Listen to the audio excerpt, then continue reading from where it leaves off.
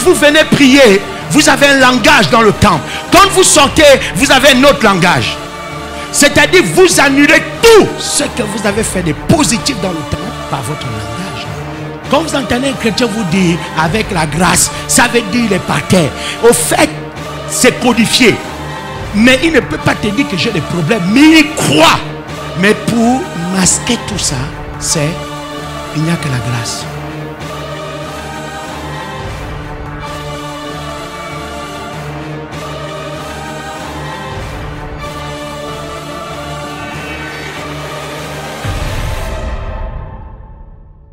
Seigneur, je vais te dire merci.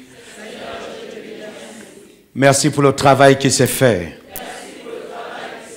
Donne-moi la compréhension de ce qui va être fait ce soir. Afin que je puisse opérer dans le surnaturel avec toi. Afin que je puisse opérer dans le surnaturel avec toi. Donne-moi la force d'avancer. Donne-moi la force de ne pas céder.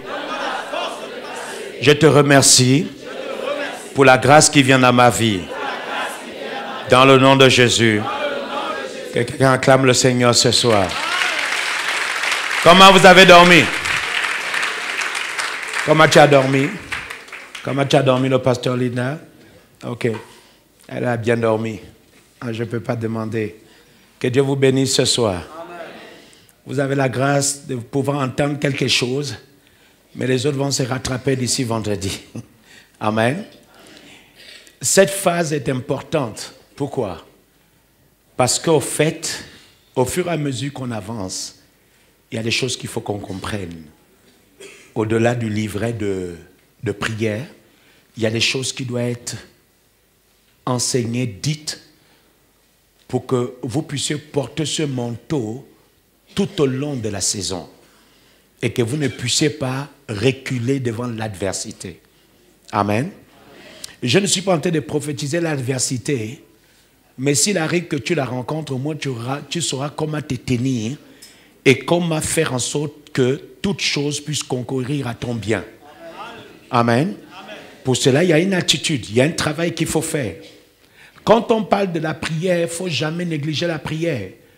Quand on dit l'église doit se retrouver ensemble pour prier, ne néglige pas ça. Il faut que tu sois là. Amen. Et il y a des choses qu'il faut apprendre. Je vous ai dit, permettez à votre bouche de travailler pour vous. Dis, je dois permettre à ma bouche de travailler pour moi. Oh, dis-le encore bien. Je dois permettre à ma bouche de travailler pour moi. Dis-le encore bien. Je dois permettre à ma bouche de travailler pour moi. Lève tes deux mains, dis, je dois permettre à ma bouche de travailler pour moi. Ferme bien les yeux, confesse-le. Je dois permettre à ma bouche de travailler en ma faveur. Encore une fois, je dois permettre à ma bouche de travailler en ma faveur. Dis-le plus fort, je dois permettre à ma bouche de travailler en ma faveur. Dis-le encore plus fort. Je dois permettre à ma bouche de travailler en ma faveur. Alléluia. Amen. Regardez ce merveilleux texte de Proverbe 18, s'il vous plaît. Ouvrez vos Bibles dans Proverbe 18. Vous allez le lire, vous allez le souligner. Ça va vous permettre de pouvoir faire un travail avec votre bouche. Parce que dans cette saison, dans cette fin de saison, et dans la saison qui arrive, la bouche joue un rôle dans tout ce que tu dois obtenir dans ce monde. Amen. Amen. Ta bouche doit travailler pour toi. Proverbe 18. Regardez le verset 7. Proverbe 18, le verset 7 dit, la bouche de l'insensé cause sa ruine. La bouche de l'insensé cause sa ruine. Et ses lèvres sont un piège pour son âme. La bouche de l'insensé cause sa ruine. Et ses lèvres sont un piège pour son âme. Qu'est-ce qui peut causer ta ruine en cette saison? Ta bouche. Ta bouche. La bouche de l'insensé cause sa ruine. Et ses lèvres sont un piège pour son âme. Regardez Proverbe 6. Proverbe 6. Je passe par là comme ça, vous allez comprendre la suite. Proverbe 6, le verset 2 à 3. Proverbe 6, le verset 2 à 3. On va aller jusqu'au verset 5. Proverbe 6, 2 à 5. La Bible dit ceci. Si tu es enlacé par les paroles de ta bouche, si tu es quoi? Si tu es quoi? Par les paroles de qui? Dis de ma bouche. Tape la poitrine, dis ma bouche. Ma bouche, ma bouche. La Bible dit, si tu es enlacé par les paroles de ta bouche, si tu es pris au piège par les paroles de quoi? Donc, qu'est-ce qui te piège dans la vie? Qu'est-ce qui t'enlace dans la vie? Qu'est-ce qui te lie dans la vie? Permettez à votre bouche de travailler pour vous. Permettez à votre bouche de travailler pour vous. Verset 3. Fais donc ceci, mon fils, dégage-toi. Puisque tu es tombé au pouvoir de ton prochain, va, prosterne-toi et fais des instances auprès. Mais qu'est-ce qui t'a amené à tomber au pouvoir de ton prochain? Je n'entends pas, je n'entends pas. Quoi? Ma bouche. C'est les choses qu'il faut comprendre. Hein? Les gens croient que Dieu les a donné la bouche que pour parler n'importe comment. Et manger. Non, attention. Faites très attention. Regardez le verset 4. La Bible dit ceci. Ne donne ni sommeil à tes yeux, ni assoupissement à quoi? À tes paupières. Pourquoi? Ta bouche t'a piégé. Ta bouche t'a piégé. Et la Bible dit, ne donne ni sommeil à tes yeux, ni assoupissement à tes paupières. Ne dors pas. Tu es en danger. Ta bouche te combat. Ta bouche ne te favorise pas. Elle te détruit. Ta propre bouche. Ta propre bouche.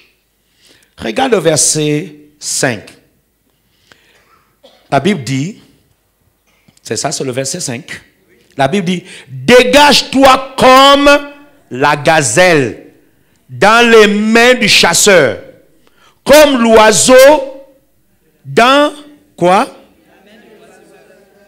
Dans la main de l'oiseleur. Dégage-toi. Dégage-toi. Deux autres textes, ensuite on va continuer. Proverbe 10, le verset 11. La Bible dit, la bouche du juste est une source de vie. Mais la violence couvre la bouche des méchants. N'oubliez pas ces textes, lisez-les quand vous serez chez vous. N'oubliez pas ces textes. Dernier texte, Proverbe 13, 2. Proverbe 13, 2. Si vous pouvez arrêter votre téléphone, s'il vous plaît. Proverbe 13, 2. Vous l'avez noté? Ok. La Bible dit, par le fruit. Dites par le fruit. Non, répétez ça bien. Répétez ça bien. La Bible dit, par le fruit de la bouche, on jouit du bien.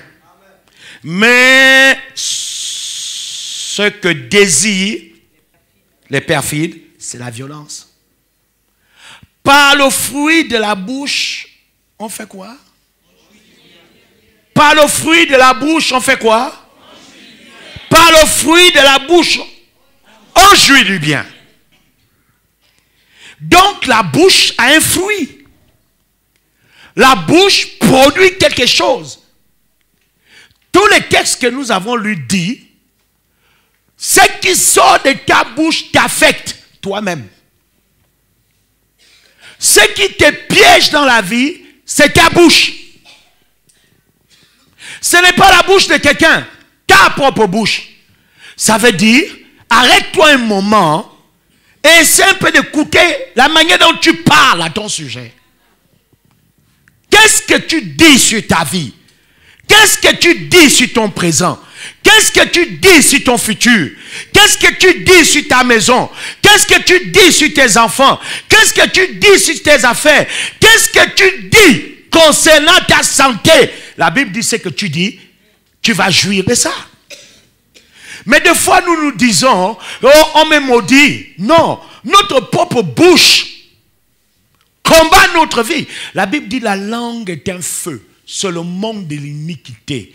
Par elle, nous embrasons le cours de la vie. Jacques chapitre 3, lisez-le en entier. Par elle, nous embrasons le cours de la vie.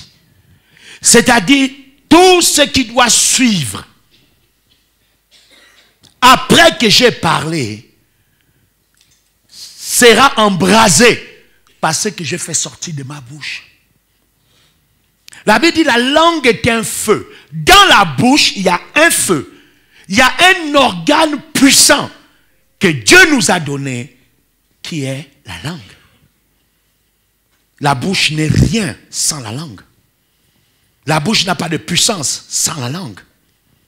Jésus lui-même, quand il guérissait avec les mots qui te soient faits selon ta foi. Va et sois guéri de ton mal.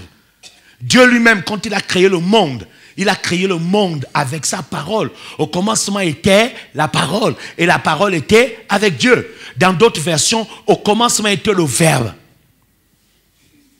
Mais qu'est-ce qui donne les sons qui sortent de notre bouche? C'est la langue. Donc, dans cette saison, tu dois permettre à ta bouche de travailler pour toi. Voilà pourquoi quand on dit nous passons à la prière, je ne peux pas fermer la bouche. Parce que ma bouche doit produire un fruit que je veux. Donc, ce que je veux, c'est ce qui doit sortir de ma bouche. Ce que je désire, c'est ce qui doit faire sortir de ma bouche. La Bible dit, la bouche du juste apporte la guérison. La bouche du juste apporte la guérison. La bouche du juste apporte la guérison. La bouche du juste apporte la guérison. La bouche du juste apporte la guérison. La bouche du juste apporte la guérison. Donc ma bouche doit parler sur mon corps. Ma bouche doit parler sur les organes qui ne fonctionnent pas normalement dans mon corps. La bouche est une médecine. Écoutez, je le répète, la bouche est une médecine. La bouche est un médicament. C'est un médicament. La bouche est un médicament. Dis-moi comment tu parles, je te dirai comment tu vas te comporter demain. Dis-moi comment tu parles, je te dirai si tout ira bien pour toi demain. Il y a des gens qui passent leur temps à mal parler d'eux. Mal parler d'eux. Je suis malade, je suis ceci, je n'arriverai pas, je suis maudit, je suis. Mais je suis ne tombe jamais malade, c'est ce que vous oubliez. Je suis. Il y a une partie en vous qui s'appelle je suis. Quand la Bible, écoutez-moi bien, ok, je vais vous aider. Quelqu'un dit amen ici. Pasteur, il faut me suivre. Quelqu'un dit amen ici. Amen. Vous savez, quand Dieu dit je suis, c'est lui qui suit. Il parle de ce qui est, qui n'a ni commencement ni fin. C'est-à-dire ce qui existe, malgré les temps et les circonstances. Les temps et les circonstances n'ont pas d'influence sur cette chose-là. Il est. Et Cette partie de Dieu est en nous. C'est quoi? L'esprit de l'homme. L'esprit de l'homme ne tombe pas malade. L'esprit de l'homme ne tombe pas malade. Votre âme et votre corps subissent ce que vous dites et ce que vous pensez. Tu peux être malade dans ton âme, malade dans ta manière de penser. Mais ton esprit ne sera jamais malade. C'est la partie de Dieu en toi. Donc quand tu dis je suis malade, tu mens. Je suis ne peut pas être malade. C'est pour ça que ce que tu dis ne peut pas affecter ton esprit. Ça affecte directement ton âme et ton corps. On n'est pas malade dans l'esprit. On est malade dans le corps. C'est le corps qui souffre et non l'esprit. Mais la Bible dit l'esprit de l'homme le soutient dans la maladie. Amen. Vous voyez, l'esprit en nous, c'est un soutien. Donc lui, il ne peut pas tomber malade parce que c'est la partie divine de Dieu en nous. Ça ne tombe pas malade. Mais comme tu vis dans un corps et que tu as une âme, le domaine des impressions, des émotions, hein? Là, tu tombes malade. La maladie de l'âme, c'est souvent la dépression, les angoisses, les soucis, les inquiétudes. Est-ce que quelqu'un me suit ici? Parce qu'il y a des gens, s'ils ne se lamentent pas, ce n'est pas normal. Les lamentations, les inquiétudes font partie intégrante. En fait, ils sont devenus même eux-mêmes le problème. Même le problème lui-même n'a plus de problème. Mais dans leur manière de vivre, ils incarnent maintenant eux-mêmes le problème. Et quand on les voit, on dit, ah, voici le problème qui arrive. Vous ne connaissez pas les gens comme ça? Hein? Dès que son numéro s'affiche sur ton portable, tu oublies même le nom que son père et sa mère lui ont donné. Tu dis, ça c'est les problèmes. Vrai ou faux? Quand il cogne à la porte, tu dis quoi? Ça c'est les problèmes. Il y avait une femme comme ça dans la Bible. On ne connaissait plus le nom que son père et sa mère lui ont donné. On l'appelait une femme à la perte de sang. Elle était devenue le problème. Et beaucoup parmi vous, vous parlez mal. Quand vous venez prier, vous avez un langage dans le temple. Quand vous sortez, vous avez un autre langage. C'est-à-dire, vous annulez tout ce que vous avez fait de positif dans le temple par votre langage dehors. Dans le temple, c'était « Je suis fort, je domine ». Après la prière, le diable envoie juste quelqu'un te saluer. Et il te pose juste une question, une simple question. Comment ça va? Et toi, tu ajoutes, avec la grâce de Dieu, ça ira. En réalité, qu'est-ce que tu es en train de dire? Ça ne va pas. Quand vous entendez un chrétien dire par la foi, ça veut dire il est par terre. Quand vous entendez un chrétien vous dire avec la grâce, ça veut dire il est par terre. Au fait, c'est codifié. Mais il ne peut pas te dire que j'ai des problèmes. Mais il croit. Mais pour masquer tout ça, c'est il n'y a que la grâce. Il n'y a que la grâce. Et quand tu poursuis la conversation, tu lui dis, mais pourquoi tu dis ça? Mon frère, si je t'ouvre mon cœur là, tu me vois debout là avec Dieu, sinon tu aurais même appris depuis que je suis mort. Regardez un peu un langage comme ça. Les gens qui normalement disent que depuis devaient mourir, il n'y a que Dieu. Tu me vois là même, je suis l'homme de moi-même. Je ne sais pas ce que j'ai fait à Dieu. Je ne sais pas ce que j'ai fait à la vie. Je ne sais pas ce que j'ai fait à la société. C'est comme s'il n'y a que moi sur cette terre-là pour que tous les problèmes ne tombent que sur moi. Écoutez-les parler. Écoutez-les. Écoutez-les. Et puis, regardez comment ils vivent. Pas de joie, pas de paix, de douleur en douleur, de chagrin en chagrin. Quand vous venez là parler de la paix, il faut que vous vous rêvez. Parce que c'est plein. C'est devenu une seconde nature chez eux. Mal parler.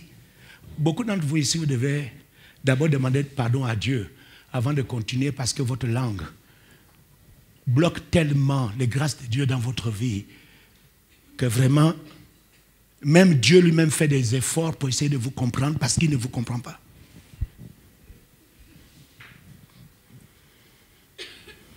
Moi, j'ai converti ma langue. Hier, j'ai dit au pasteur Angelina, moi, je ne prie pas pour l'argent. Je demande à Dieu la sagesse et l'intelligence pour avoir l'argent. Parce que j'ai compris que la prière n'amène pas l'argent. L'argent est le fruit du travail. Amen. Quand je veux de l'argent, je dis, Dieu, tu veux que je fasse quoi? Moi, je ne prie plus pour ça. Ce n'est plus dans mon registre. Ça, ce n'est plus dans mon registre. Tous ceux qui croient que la prière amène l'argent, continuez à prier.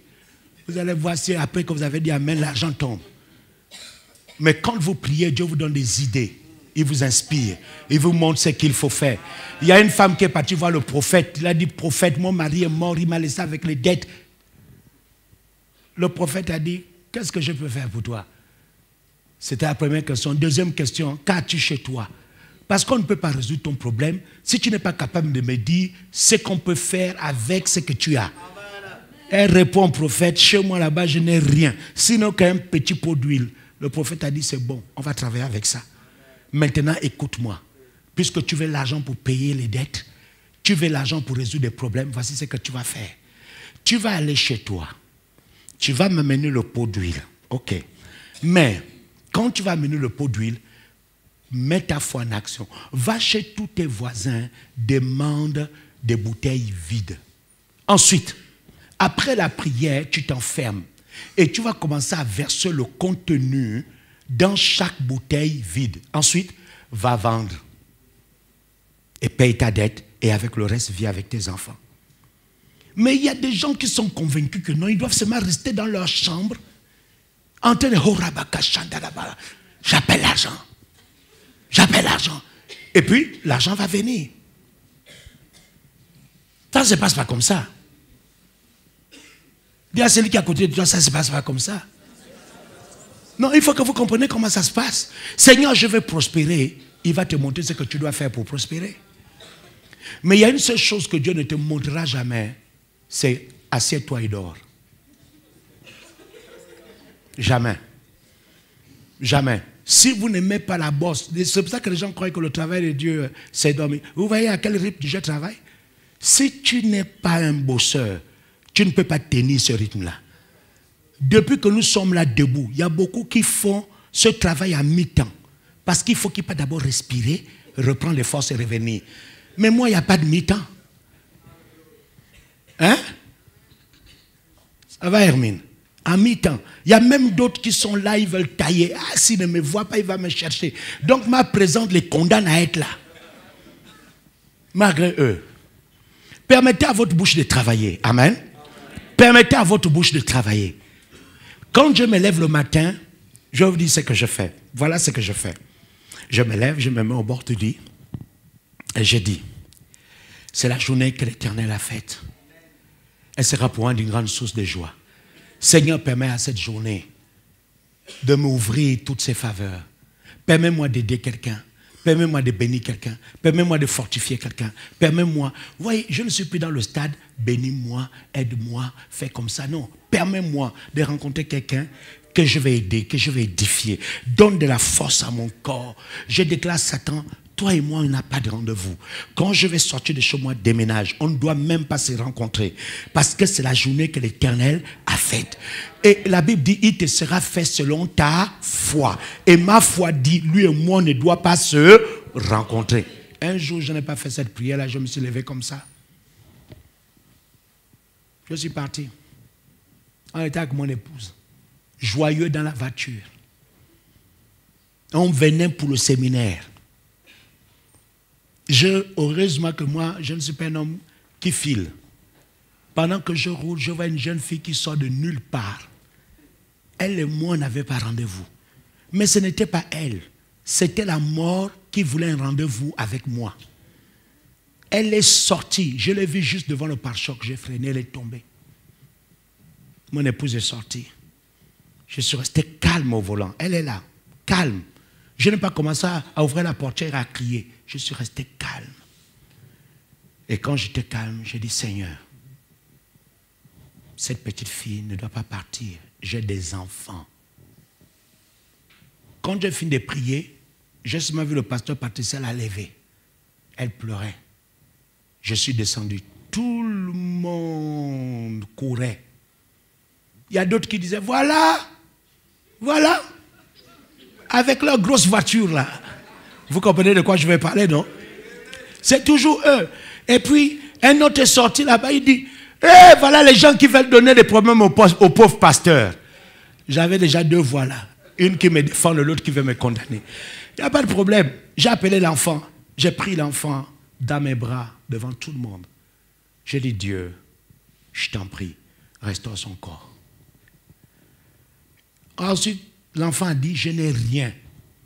Le pare-choc ne m'a pas touché. J'ai seulement eu peur. Mais nous, ce qu'on a vu, le pare-choc l'a touché.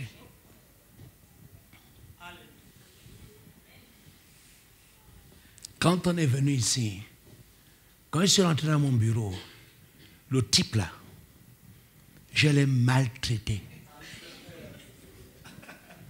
Et je lui ai dit, plus jamais ça avec moi. Il nous est soumis, l'autre là. Jésus nous a donné le pouvoir de marcher sur lui. Si vous passez tout votre temps à écouter les gens qui vous effraient avec les démons, vous n'aurez jamais un état d'esprit de domination face aux démons. Mais qu'est-ce que vous aurez? Vous aurez la crainte. C'est pour ça que les cafards vous font peur, les chiens vous font peur, les souris vous font peur. Est-ce que quelqu'un m'entend ici? C'est-à-dire, quand vous êtes connecté, vous savez, il y a beaucoup de radios aujourd'hui. Il y a tant de radios, entre guillemets, chrétiennes, mais le contenu n'est pas toujours bon. Quelqu'un ici ne m'entend pas. On va te parler du gars qui plane la nuit. On va te parler comment les sorciers opèrent. Et toi, tu es là captif, captif. Mais en réalité, tu ne reçois pas la foi de la domination. Tu vas plutôt avoir peur. Vous savez pourquoi? Ok, je vais monter. Parce que l'homme déjà, dans son essence, l'homme déjà, a une partie divine de Dieu. Donc le côté mystique, mystère, est en nous. Et quand on réveille ça en toi, et quand on te parle du sorcier qui frappe, et quand il frappe, tu es par terre, tu es détruit. Mais tu ne peux pas avoir la foi. Tu ne peux pas avoir la foi.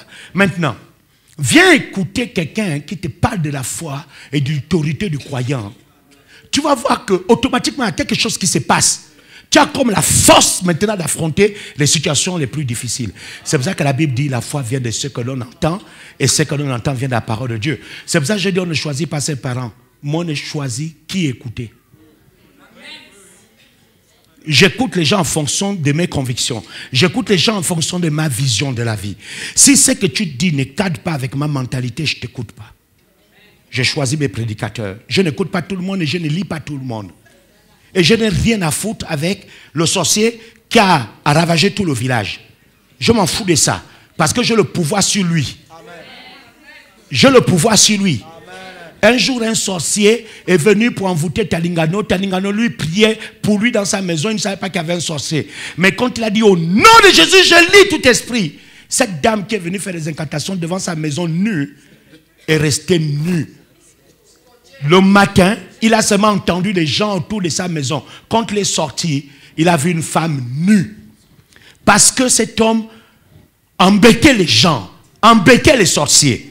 Et c'était la mère d'un député. Personne n'a pu l'enlever. Elle est restée là. Et quand Talingana a vu ça, il a dit, je m'en vais prêcher, tu restes là. Je reviendrai le soir, tu m'attends. On a essayé de la bouger, elle est restée la nuit, la mère du député. Le député lui-même avait honte. Le député est parti supplier l'homme de Dieu. Quand l'homme de Dieu est venu, il a dit, va et ne pêche plus. Tout le corps s'est débloqué. Mais les enfants de Dieu aujourd'hui, je ne sais pas. Le cafard vous fait peur. Mais mon Dieu, prends la paire de chaussures, écrase. Et s'il est dedans, ils vont tous mourir. Quelqu'un dit amen ici.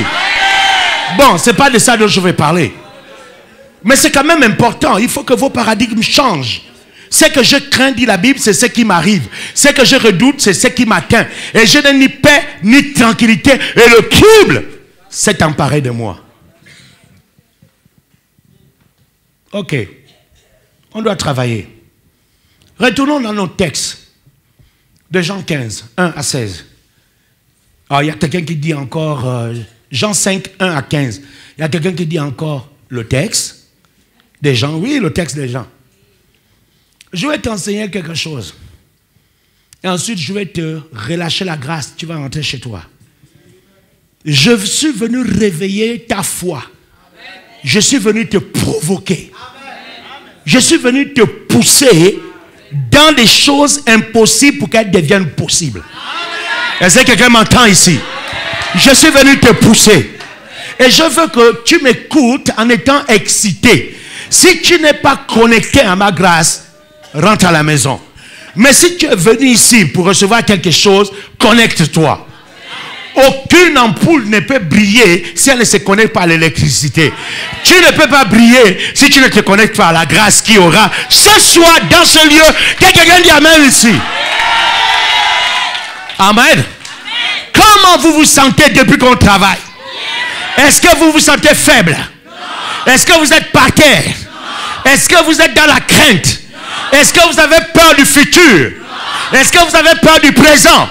Vous vous sentez comment? Je vais entendre, édifier ma foi. Vous vous sentez comment? Mais quand on a commencé le travail, tu étais par terre. Quand on a commencé le travail, tu ne savais pas où aller. Quand on a commencé le travail, tu te posais des questions. Pourquoi aujourd'hui tu ne te poses pas des questions?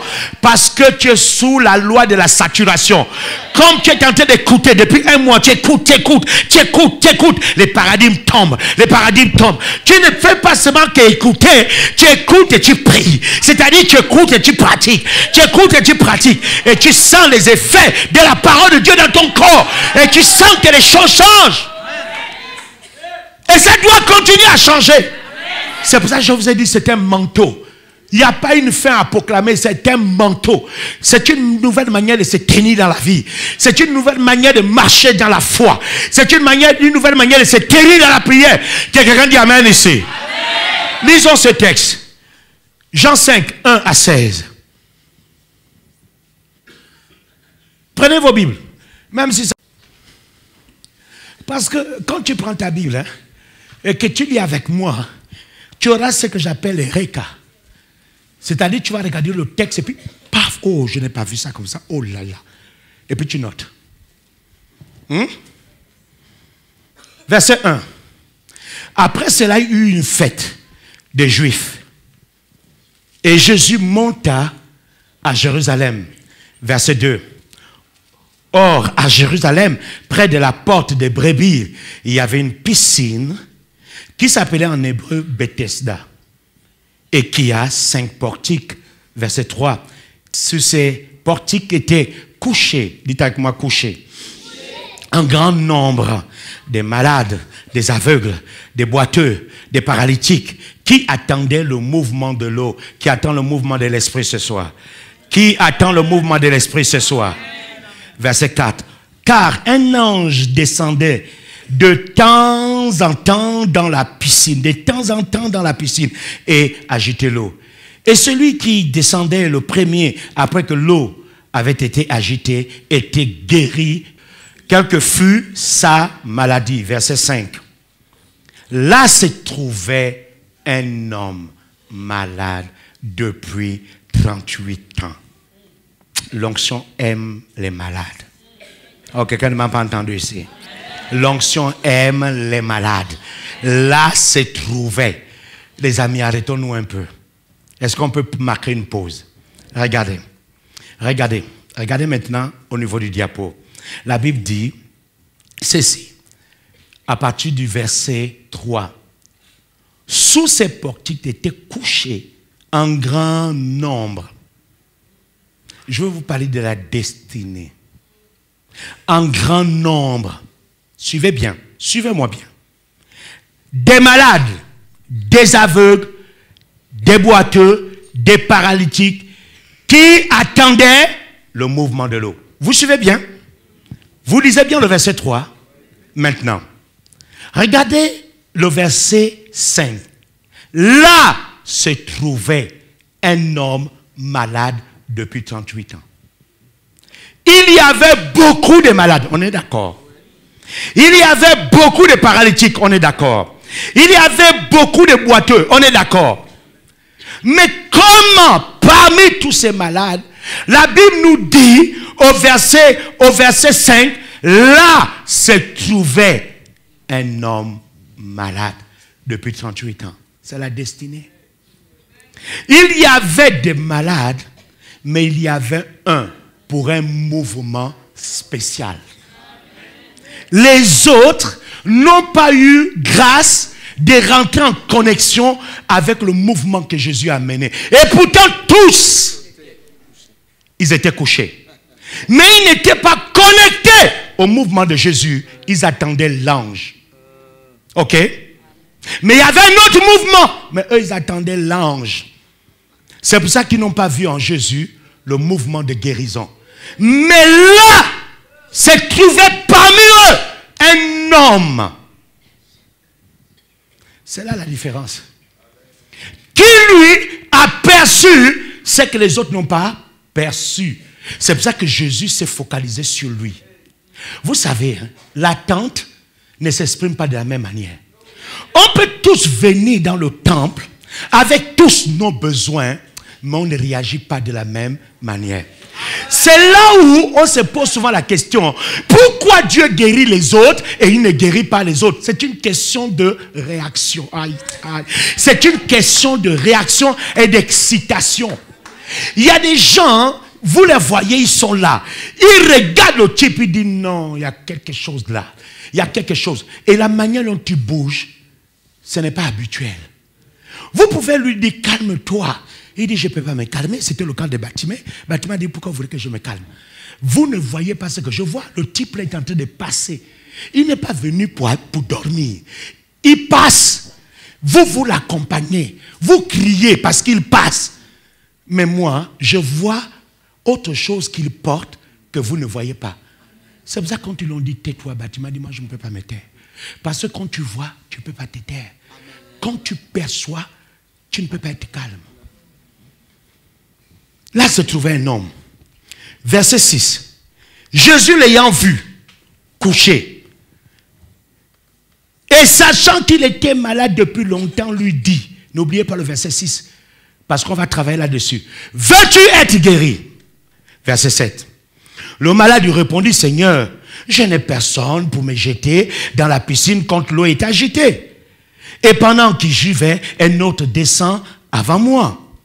Ce n'est pas ce qu'il t'a demandé. Il ne t'a pas demandé pourquoi depuis tu n'es pas guéri.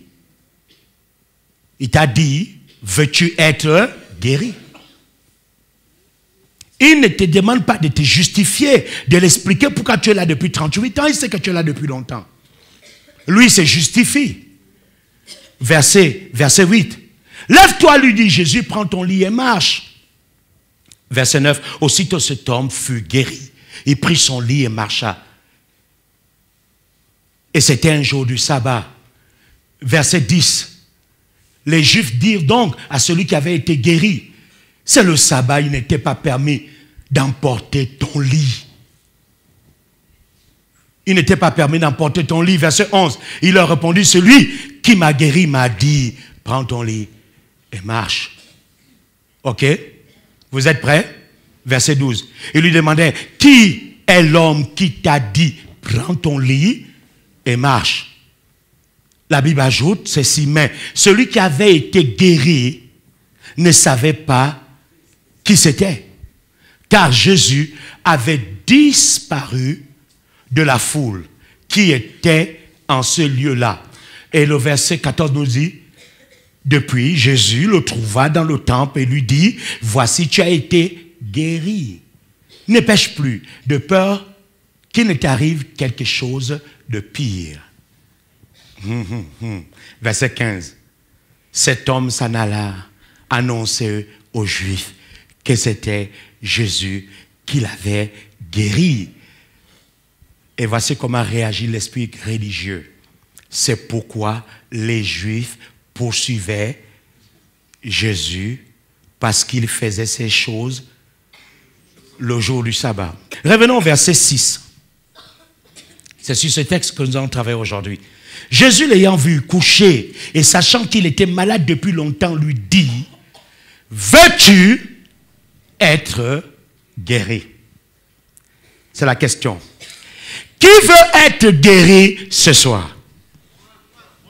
Ok. De quoi souffrez-vous?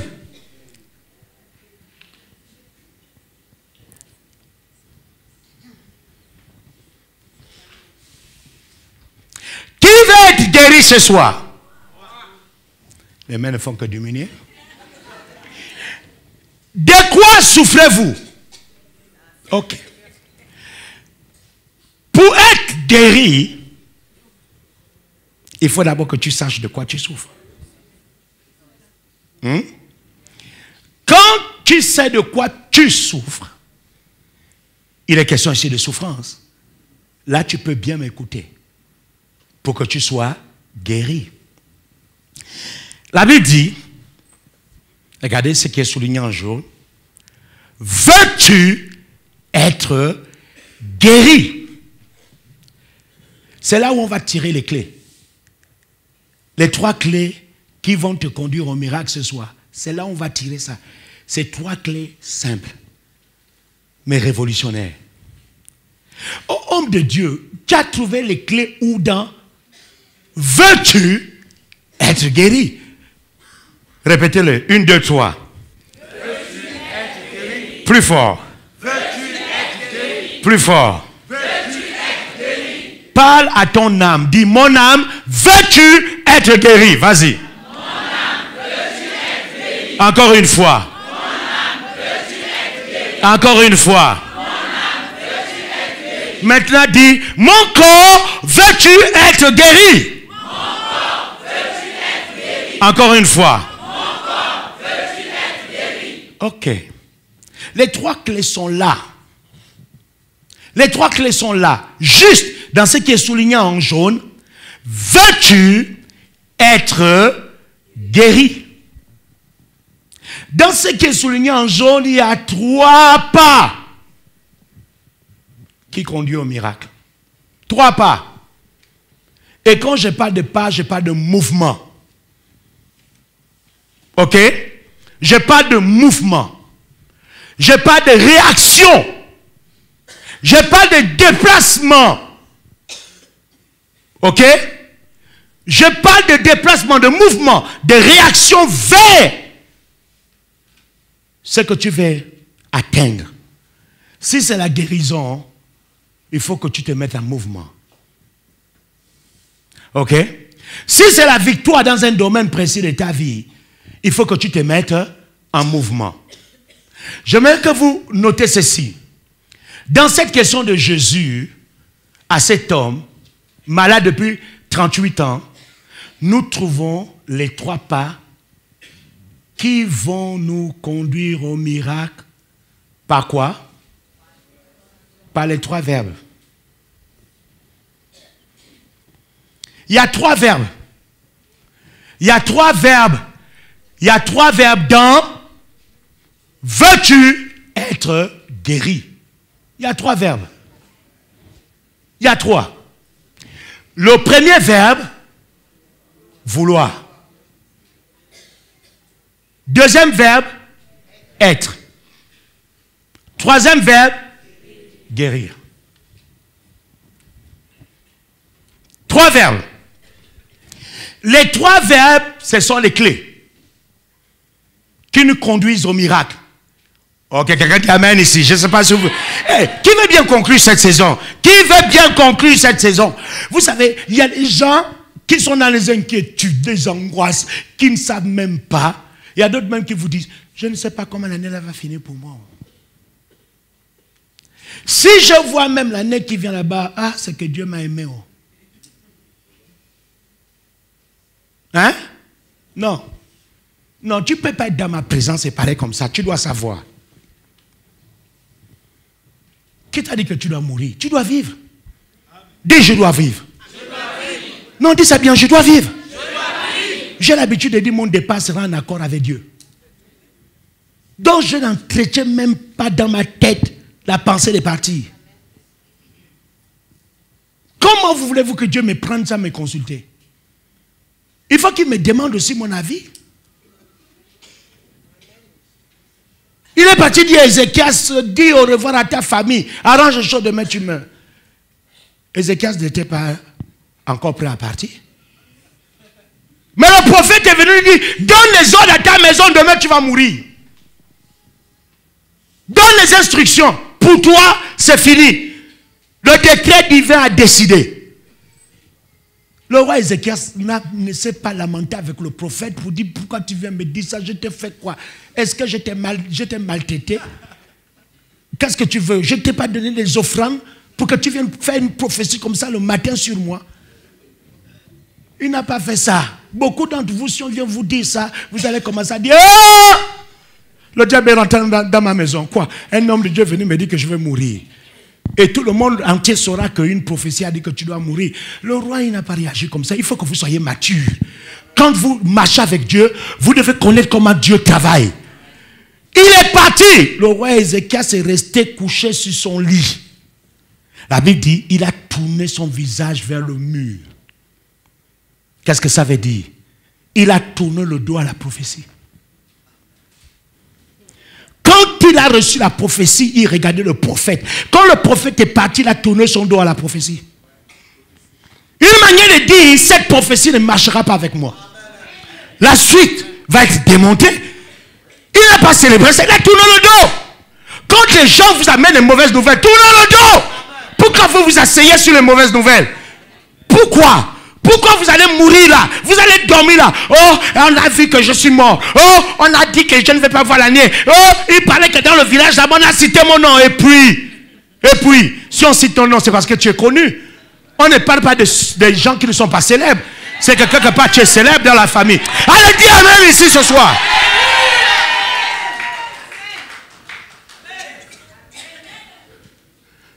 On ne parle jamais des perdants. On ne parle jamais de ceux qui ne portent pas de fruits. On ne parle jamais de ceux qui n'ont pas une certaine influence dans la famille. On ne parle jamais de quelqu'un qui ne porte pas de fruits. On ne parle jamais de quelqu'un qui ne brille pas. Si dans ta famille on parle de toi, c'est parce que tu fais quelque chose qu'on n'a pas l'habitude de voir. Sinon, pourquoi tout le monde va concentrer son attention sur toi? Tu as quoi? Tu as quoi pour qu'on parle de toi? Il y a des gens dans ce monde qui cherchent même qu'on les reconnaisse. Mais toi, on parle de toi, tu pleures. Tu pleures. Mais quand ils disent que tu vas mourir, c'est parce qu'ils ne supportent pas ton onction. Ce n'est pas que tu as péché. Hein? Mais vous, c'est fini. Vous allez vous échauffer. Vroom, comme une voiture. Vroom. Je vais aller la voir aujourd'hui. Hey. Dis à celui qui est à côté de toi, reste tranquille. Dis-lui, reste tranquille. Beaucoup parmi vous, depuis qu'on jeûne là, depuis qu'on fait le travail, vous rêvez vos parents. Vous vous fâchez parce que vous les rêvez. Mais les rêves naissent par la multitude de préoccupations. Si votre cœur est toujours chez vos parents, vous allez les rêver. Moi, pourquoi je vais les rêver? Ils ne sont pas dans ma tête. La Bible dit, les rêves naissent par la multitude de préoccupations. Donc si tu rêves, comment dire, Ditengu, pendant que tu jeûnes, Ditengu va venir te voir dans le rêve. Et tu vas venir là-bas, homme de Dieu, je vais te voir, j'ai lutté avec qui? Et Ditengu, je l'ai attrapé.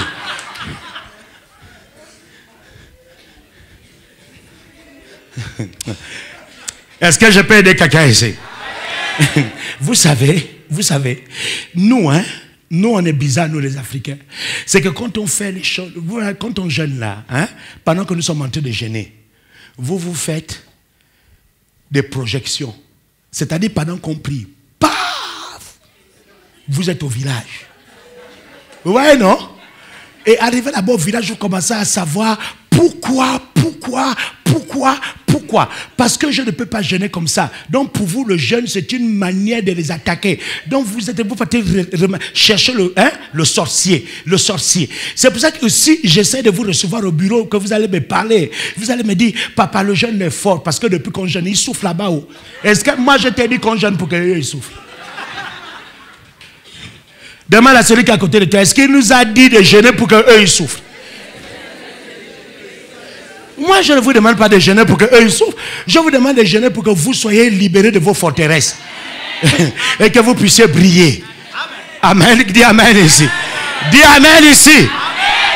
C'est pour ça que je dis au pasteur Patrice, on va maintenant prendre le temps pour faire asseoir tout ça. Sinon, on va les laisser dans les nuages suspendus. Beaucoup d'entre vous là, vous ne combattez même pas le diable qui vous embête. Vous êtes au village.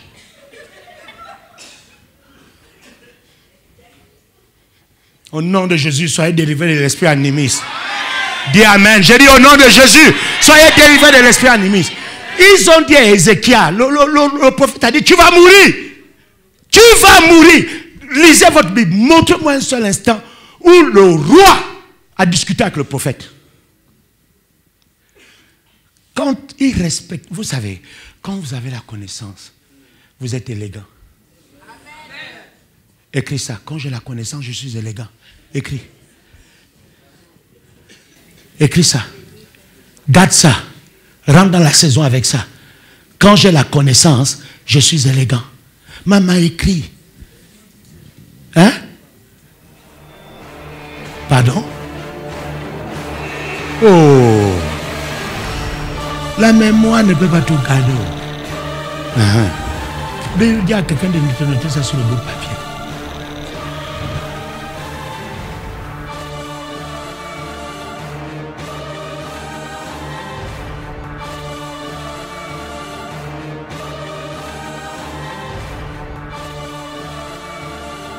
Laquelle n'a pas senti les vibrations de ton onction, les vibrations de tes prières, et laquelle va être légère. Pourquoi tu veux que laquelle va peser sur toi, laquelle va te dire tu as gaspillé le potentiel, tu as gaspillé les rêves, tu meurs, tu viens ici, oh il y a des gens qui devaient vivre avec ce que tu as, il y a des gens qui devaient être sauvés avec ce que tu as, il y a des gens qui devaient trouver l'espoir avec ce que tu as, et tu viens ici et tu veux que je te sois léger. Tu as violé la loi de la terre qui dit toute vie lâchée doit influencer.